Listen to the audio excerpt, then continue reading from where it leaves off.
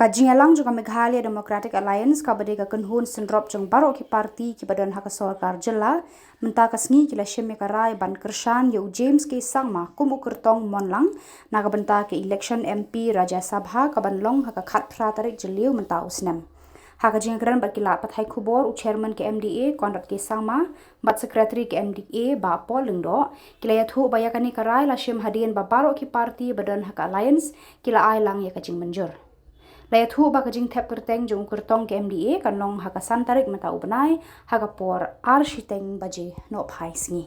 In the course of the discussions, members from the constituent units expressed their various points and indicated their willingness to have their party nominees selected and endorsed as official candidate of the MDA 2. 3.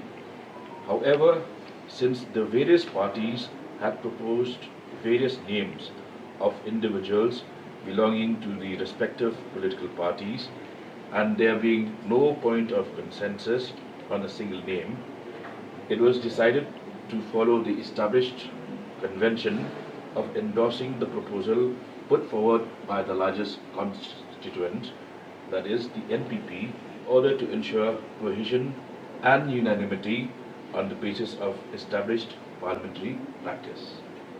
3.